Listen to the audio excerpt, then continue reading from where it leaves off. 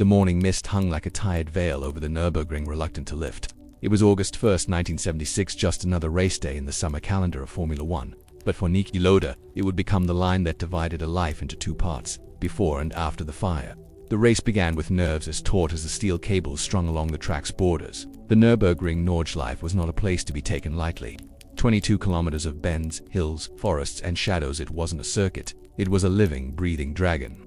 And Lauda, reigning world champion, had already voiced his concerns about racing here in the wet. He had even called for a boycott. But the vote among drivers had gone against him, and so he drove lap to the Bergwerk corner, a blur of trees and tarmac. The Ferrari 312 T2 twitched violently. Then again, something failed. In less than a heartbeat, the car slammed into the barrier, bounced back onto the track, and was struck by oncoming cars. Fuel tanks ruptured. Flames erupted. The fire, hungry and fast, devoured the car as if it had waited for this moment. Inside, Lauda remained trapped. He felt the heat first. Then the darkness crept into his vision, not from the flames, but from the smoke filling his lungs. There are few moments in life when time truly stops, when all things disappear except pain and the will to survive. For Lauda, this was such a moment, miraculously. He was pulled from the wreckage by fellow drivers, Arturo Mazzario among them. His face burned, lungs filled with toxic smoke, fingers curled from the heat. He was conscious, speaking, but barely. The world watched. The hospital took him in, and then the silence began. The days that followed blurred like watercolors soaked in rain. The pain wasn't just in his skin, it was inside his chest, his throat, his breath. Every breath was a war. Tubes pumped air in, others drained poison out. His lungs were vacuumed, a procedure too grim to describe in any soft language. For a while, even he believed he would die. His face was covered in layers of gauze, but inside that cocoon, his mind raced as fast as his car once did. He thought of planes, of fire, of precision, of control, of how everything had slipped beyond his hands. Sleep came in fragments, short and ragged. The hospital light was perpetual twilight. Machines beeped in a rhythm that replaced the one his Ferrari had once given him. But amid it all, he began to think, not of retirement, of rest, but of return. Weeks passed. The doctors were astonished by his will. His recovery was not just physical, it was spiritual, philosophical. He listened to music, soft reggae from Bob Marley's albums. He walked the hospital corridors at night. He whispered questions into the silence. Am I still a driver or just a man with memories? He read the news. He saw Carlos Reutemann step into his Ferrari seat. He felt the fire again, this time inside. 6 weeks after the crash, he did the impossible. He told Ferrari he was returning, that he would race at Monza. Enzo. Ferrari was furious. He feared for Lauda's life. He called him mad, reckless, a risk not worth taking. But Lauda only said one thing: I need to know who I am again. The Italian Grand Prix weekend arrived with golden light and heavy tension. The Ferrari paddock, usually buzzing with mechanics and journalists, fell quiet when Lauda walked in. His face was different now, still raw, still healing, but calm. His eyes were deeper, older. He walked with precision, with economy, as if every movement costs energy. His balaclava was stiff with extra padding. His helmet had been modified. Every step he took toward the car felt like walking through the past. On Friday, he climbed into the 312T. He pulled down the visor. The engine roared, and then something unexpected happened. Fear, not panic, not doubt, just a slow, creeping, silent terror. He drove one lap, just one. Then returned to the pits, climbed out and left the track without a word. He went back to his hotel and stared at the ceiling, lying still for hours. Was he done? But Saturday came, and with it, a decision. He would build up slowly, corner by corner, gear by gear, lap by lap. He stepped into the cockpit again. This time, he stayed out longer. By the end of the day, he had outqualified both his teammates, including Reutemann, his replacement. On Sunday, the race began. Lauda started strong but unfamiliar with the new starting procedure. He lost ground and fell back to 12th. Still, with patience and quiet determination, he climbed one car at a time by the checkered flag. He was fourth. It wasn't a victory in points, but it was a victory of the soul. That night, Niki Lauda sat alone in his hotel room. The noise of Monza, a distant hum. His face still throbbed, his chest still ached. But for the first time since the fire, he felt something return. Peace. And though the season was far from over, though the championship still hung in the balance, Niki Lauda had already won something greater. He had beaten fear. He had come back. The scent of burning oil, mixed with the metallic bite of fresh-cut air, still lingered in Niki Lauda's helmet as he left Monza behind. The applause of the crowd, the hundreds of red flags waving, and the quiet nod from Enzo Ferrari himself were distant echoes, now fading into the hum of the plane's engine carrying him back to Austria. He sat by the window, face to the glass, watching clouds drift by like thoughts he couldn't yet name. His hands trembled, not from fear anymore, from exhaustion, the kind of tide that only comes when a man climbs out of his own grave and walks back into life with no map to follow. But the world wouldn't let him rest just yet. The championship was still alive. As the days passed, the press hailed his return as heroic, the phoenix of Monza, some wrote. Others were more cautious. Is it wise? Is it safe? Will he ever be the same again? But Lauda had no interest in speculation. He wasn't racing for praise. He wasn't racing to prove anything to the world. He was racing because it was the only place where his mind was still in a world full of uncertainty. The cockpit offered one truth: go fast or don't, and so he trained harder, not just his body but his reflexes, his instincts, his trust, because that was the cruelest part of what the fire had stolen, not just his skin or his lungs but his trust. In the car, in the machine, in the silence before the apex. In the paddock, things were shifting. Carlos Reutemann still lingered in the shadows, driving his Ferrari's backup but knowing his presence was temporary. Lauda treated him with calm civility, but no warmth. There were two men in the same uniform but only one belonged. Clay-Rick Gatson, the Swiss veteran, offered Lauda quiet support in his own way, less through words and more through space, giving Lauda room when he needed it. A nod across the garage, a hand on the shoulder before a run. But in the other corner of the championship, James Hunt was gathering momentum. Hunt, with his long blonde hair and rakish grin. Hunt, the embodiment of chaos and charm. A man who smoked, drank, and seduced his way through the paddock, but who, and strapped into the McLaren, could dance with danger like a partner he knew intimately. Their rivalry wasn't born of hatred, it was born of contrast. Lauda the tactician, precise, disciplined, a surgeon with a steering wheel. Hunt, the poet of speed, wild, emotional, alive in a way that burned bright. And brief, they were destined to clash. The races that followed Monza unfolded like the slow tightening of a noose. Lauda placed 5th at Canada, then 3rd in the United States. Hunt was closing the gap with wins. The points began to matter more than ever, but Lauda wasn't focused on math, he was focused on breath. Every race was a test, not just of performance, but of his skin's tolerance to heat, of how long he could keep the balaclava on before it stuck to the scar tissue. He refused painkillers. They made his mind foggy. He preferred the pain-sharp, honest, real. In the quiet moments before a race, when the car was still and the sky heavy, he would sit with his eyes closed and whisper to himself, "Not yet. Not time to stop. Not time to give in. Not yet." In the nights between Grand Prix weekends, Lauda would sometimes wake in cold sweat, the scent of fire still clinging to his dreams. Bridget, a young stewardess he had started seeing again, would find him sitting by the hotel window, silent, backlit by the street lamps. "Are you afraid?" she asked once. He turned to her slowly, his profile half-shadowed by the gauze still lining. His jaw. "No," he said, after a moment. "Not of racing. Not anymore. I'm afraid I won't feel like myself again." She didn't answer, she just reached for his hand, held it without speaking.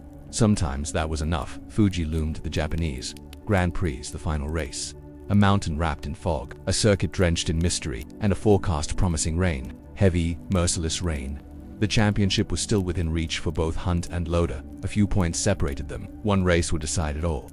But as the day approached, the clouds grew heavier, not just over the track, but over Lauda. Mind. He had risked everything to return. He had fought fire and fear.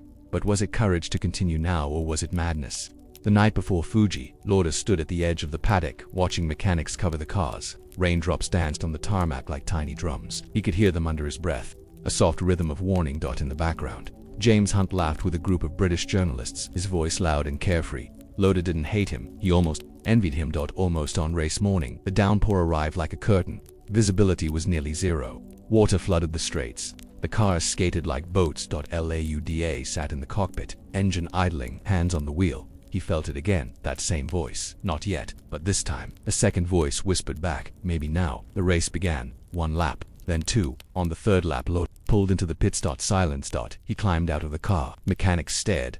Journalists froze. "What's wrong?" "I can't race in this," he said simply. "Not in this. Not anymore." It wasn't defeat, it was clarity. It was a man choosing life over legend. A man who knew that courage wasn't always pushing forward, it was sometimes knowing when to stop. James Hunt would go on to place 3rd, enough to secure the championship. By a single point, Lauda watched from the sidelines, rain trailing down his face like memory. Later, a reporter asked him, "Do you regret it?" Lauda looked at him, then past him, then back again. "I live. That is my victory." That night, the hotel was quiet. No champagne, no speeches, just the hum of the heater and the sound of wind brushing the curtains. Niki Lauda lay on his back, staring at the ceiling. He felt something settle in him. Not peace, not joy, but acceptance. The storm had passed. Not just the rain at Fuji, but the season, the year, the fire. October of 1976 faded into November with barely a whisper. The world was still talking about James Hunt, how the wild, rebellious Brit had conquered the world. With cigarette in hand and a smirk on his lips, the headlines were relentless. Hunt crowned champion, Lauda quits in the rain, bravery or cowardice. For Lauda, it wasn't about the points, it was about the price. Back in Austria, the silence was louder than any paddock noise. The country loved him, admired him, revered his comeback, but they didn't understand. When he would walk through Vienna in a cap and sunglasses, the brim low over his brow. The scars had healed, more or less. The doctors had done what they could. Fire had rewritten the lines of his face in autobiography in tissue. Strangers sometimes stared. Children whispered. Lauda didn't mind. He didn't hide. Not anymore. He had looked death in the eyes and lived to tell the tale. Let them look. His days were slow now, a strange kind of idle, for a man who had always moved quickly from turn to turn. Season to season, stillness felt foreign, uncomfortable. The quiet made room for thoughts. Too many. What if he had stayed on at Fuji? What if the rain had eased? What if no? He stopped himself. That road never led anywhere good. He focused instead on rebuilding, not just the body that had already begun, but the sense of self. Who was he now? Not world champion, not the fastest man on earth, not the fire victim, just ... Niki Ferrari, too, was quiet. Enzo had sent him a terse note after Fuji, something polite, formal, no blame, no praise. Lauda read it once, then tucked it away in a drawer. He knew what it meant. He would have to choose. Walk away from Ferrari on his own terms or wait until they closed the door, so he made the call. He asked for a meeting. The drive to Maranello was long and slow, past hills dusted in autumn leaves. The Ferrari headquarters was familiar, almost comforting. The red gates, the sound of test engines in the distance, the smell of oil and leather. Inside, Enzo Ferrari waited behind his large wooden desk, wearing his usual black sunglasses, even indoors, always watching, always unreadable. Niki said simply. Enzo ... silence. Then, I want to drive again next season, but I want it on my terms. Ferrari didn't flinch. Explain. I decide my testing schedule. I work with my engineers directly, and no replacements unless I say so. A pause, a long one. Then Enzo nodded. You're the best we've ever had, even with half a face. Lauda smiled slightly. It was the closest thing to affection they had ever exchanged. Deal done. Back home, Lauda began preparing, not just physically, but mentally. He read, he trained, he walked alone through the snowy woods behind his estate, letting the cold bite at his cheeks like reality checking in. One day, as snowflakes fell slowly over his garden, he turned to Birgit, who was watching him through the window. You think I'm mad for going back? She shook her head. I think you're trying to find yourself again. And if I don't, she came to the door, wrapped in a shawl, and joined him outside.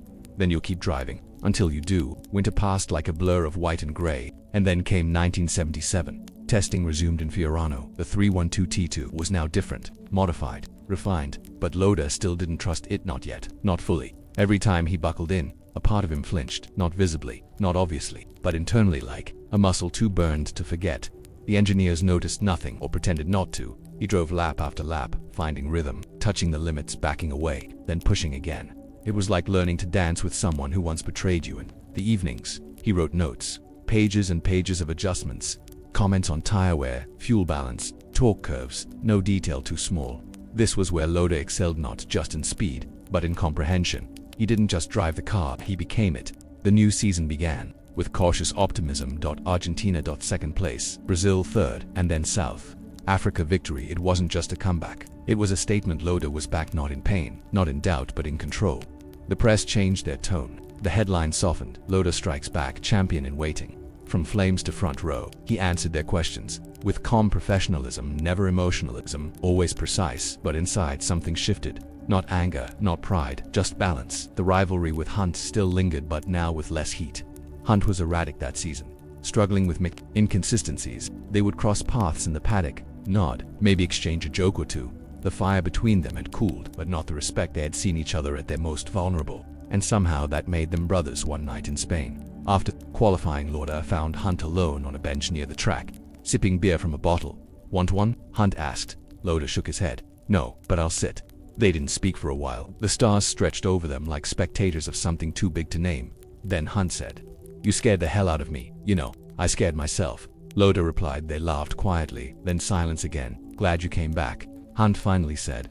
Lauda looked forward, eyes steady. "Me too." By mid-season, Lauda led the championship, but it wasn't about points anymore. It was about closure. He wasn't chasing trophies, he was chasing wholeness. One morning before the Dutch Grand Prix, Lauda stood in front of a mirror adjusting his fireproof balaclava. He stared at his reflection, at the scars that would never fade, the eyes that had seen too much. He took a deep breath. "I'm still here," he whispered. The mirror didn't answer, but the man inside it nodded. The summer of 1977 brought a strange kind of stillness to Niki Lauda's world, not the stillness of inaction but of alignment. Things for the first time in over a year were clicking into place. Race after race, He moved forward with quiet precision while other drivers fought their cars like wild horses. Lauda guided his Ferrari like a craftsman, not violent, not theatrical, just right. The paddock began to take notice. It wasn't just that Lauda was fast, it was that he was inevitable. Spain, second. Belgium, second. Sweden, first. Great Britain, first again. Germany, at Hockenheim on home soil. Victory. There was something poetic about it. A year after his near-death, he was back on top. But Lauda didn't speak in poetry. He spoke in numbers, data, control. Yet, even in his famously calculating mind, he couldn't ignore the feeling. He was reclaiming something, not just a title, but a sense of self. Outside the car, things were shifting to Ferrari, sensing the power of his narrative, leaned into it, publicly praising his performances, offering him control in ways they never had before. Lauda never won for emotion, took it all with a nod, but he didn't forget. He didn't forget how they had doubted him at Nürburgring, how they had placed Reutemann in his seat. Trust, once cracked, rarely mends. In the quiet hours between practice, sessions and debriefs, Lauda would find time to disappear. Sometimes to a small lake near the team hotel, sometimes to the edge of the track after hours, standing where the stands were empty. Just listening. To the wind. To the faint ticking of cooling engines, to the silence after glory. One evening in Zeltweg, before the Austrian Grand Prix, he wandered through a forest trail behind the circuit. A light fog settled between the trees, making the world feel softer, dreamlike. He closed his eyes and breathed deeply. Not fuel, not rubber, but pine, earth life. For a moment he was just a man in a forest, not a world champion, not a survivor, just ... Here. The race that weekend ended early for a mechanical issue, but the crowd still roared as if he'd won. Austria loved him in a way that made him uneasy.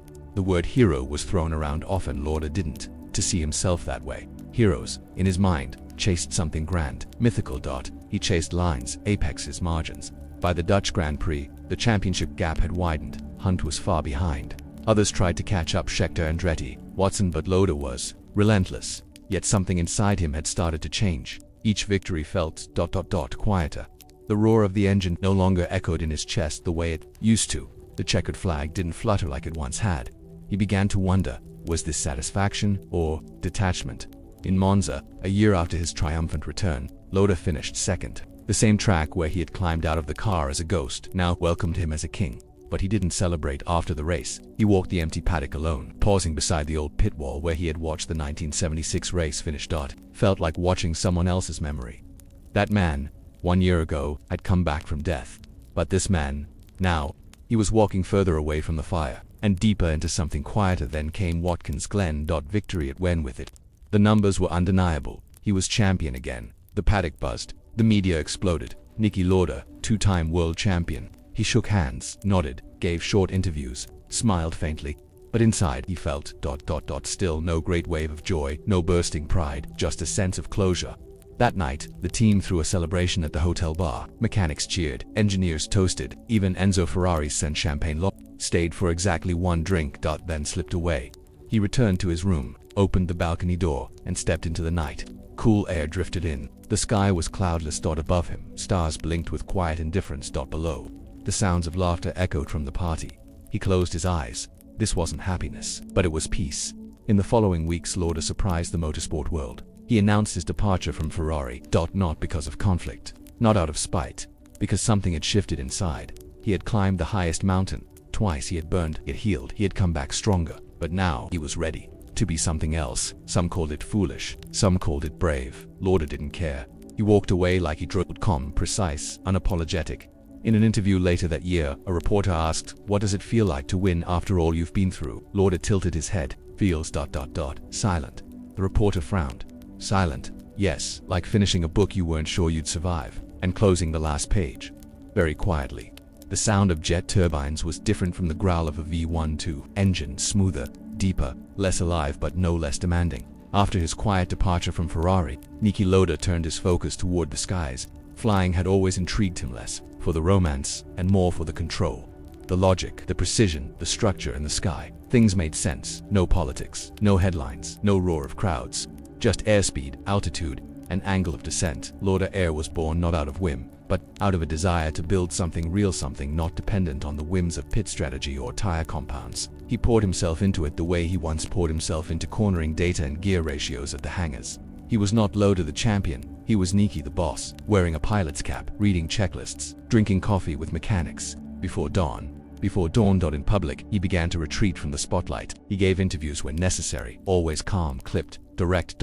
No flair, no dramatics.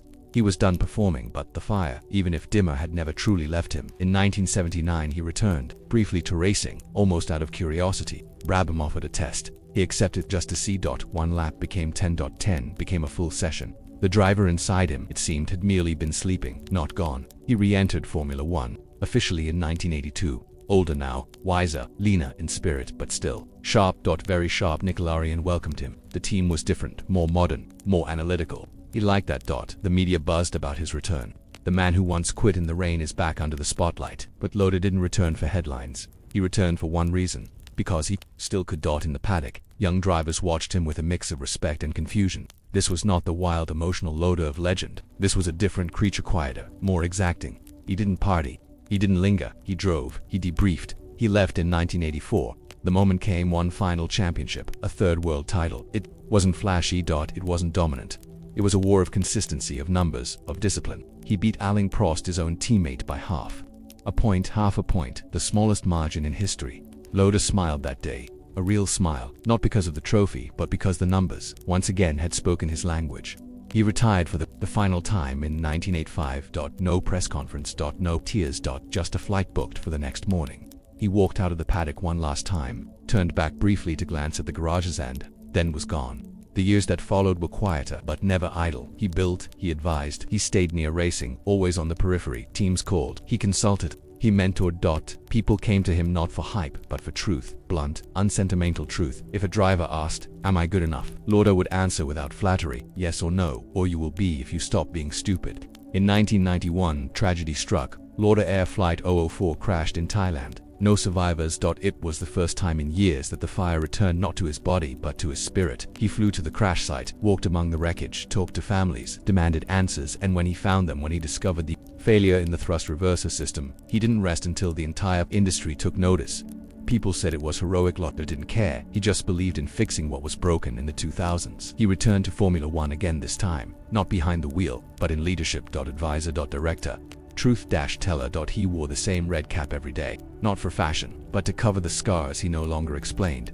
You could always spot him at the back of the garage, arms crossed, watching, thinking. He didn't speak unless something needed saying, and when he spoke, people listened. Later, as Mercedes rose to dominance, he stood behind the young star they had back to his Hamilton, a driver unlike any he'd known, emotional, expressive, powerful in both voice and performance. Lauda wasn't always comfortable with the new era's noise, but he respected Hamilton, and Hamilton respected him on more than one occasion. Lauda would offer him just a few words before a race. "Keep it clean. Don't let them rattle you. Just do the math." Hamilton would nod. And win. In the final years, Lauda's health began to waver. Lung complications from the fire long ago began to resurface. He underwent a transplant. The body, it seemed, was finally asking for rest, but his mind never slowed. He still flew occasionally, still called engineers at odd hours with thoughts, still offered sharp comments when drivers made foolish mistakes. On May 20, 2019, Niki Lauda passed away in his sleep. He was 70 years old. The tributes poured in, from every corner of motorsport, from every generation. From legends and rookies alike, not because of his victories, though they were many, but because of what he had shown. That greatness isn't always loud, that courage isn't always fire. Sometimes it's one quiet decision, to step back, to return, to stay true. At his memorial in Vienna, the church was packed. Not with celebrities, but with people who had worked with him, pilots, engineers, nurses, track marshals. They said little, they simply stood in the silence he had always preferred. On that day, the world remembered a champion, not of spectacle, but of silence, of resilience, of motion that mattered. Niki Lauda was many things: a driver, a survivor, a builder, but above all he was a man who found peace not in noise but in precision and in the spaces between the laps.